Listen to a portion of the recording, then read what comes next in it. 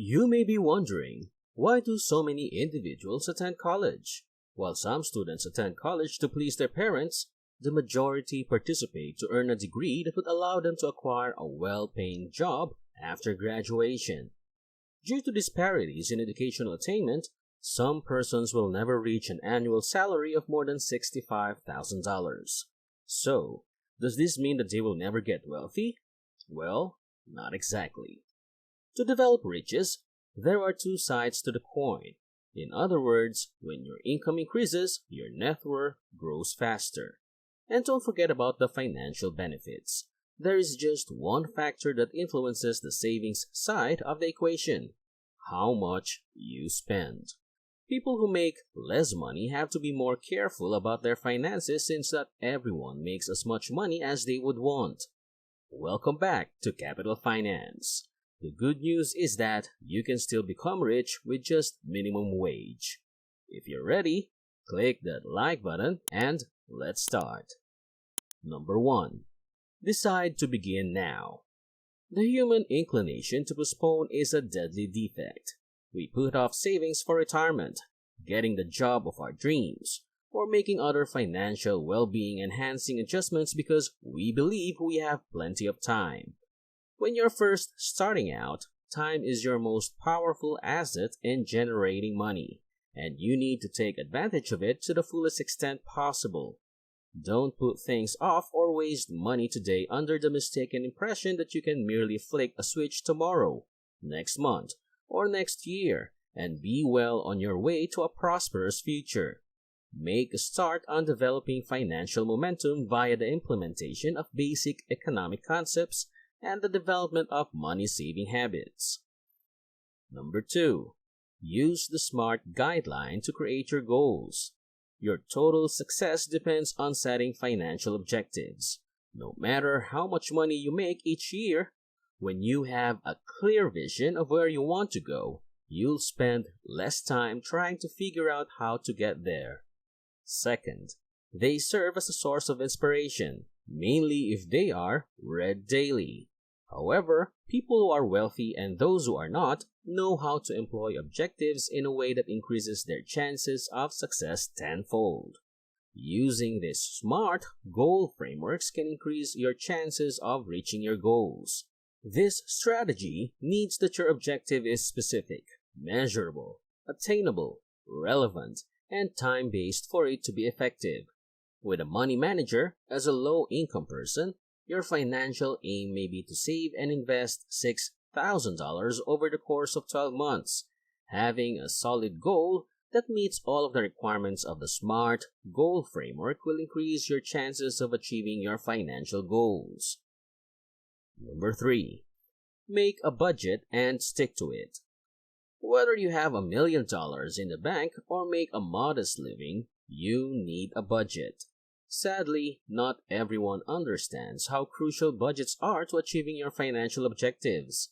According to a recent poll, more than 60% of U.S. households live paycheck to paycheck, which is the primary reason why more than 75% of Americans are in this situation.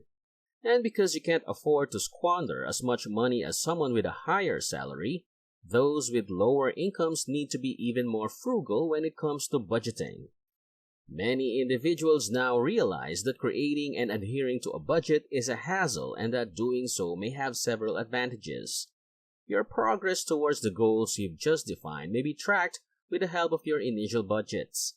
In addition, establishing a budget can help you feel more in charge of your finances, reducing the stress you feel about managing your money.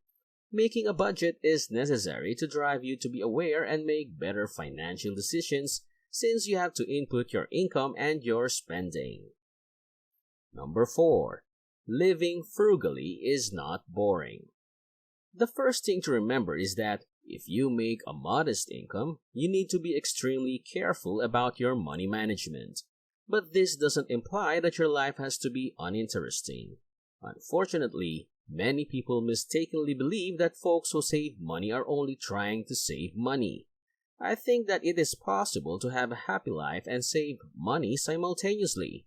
You don't have to spend a lot of money to have fun. You may watch Netflix or spend time with loved ones. In fact, I believe that free activities like those I just said provide us greater joy than any car or watch we could ever hope to give. Therefore, while a lesser salary may demand you to be more financially responsible, this does not mean that you have to be dull in the process. Number 5. Pay off high-interest debts as soon as you can. When you're attempting to get rich on a low salary, your biggest challenge will be spending too much and having to pay interest on your debt each month. As I've previously advised, if your money isn't being spent on living expenses, it makes more sense to pay off debt than to invest it. As of 2019, the average yearly interest rate on a credit card was 19.24%, which suggests that paying off high-interest debt is a better option than investing in the stock market. When it comes to interest payments, just how harsh can they be? In 2019, the typical American paid an annual interest rate of $8,337.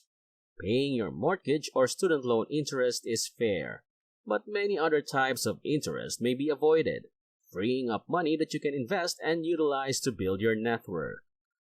For credit card debt, the first step to decreasing debt is to understand why you have an obligation in the first place.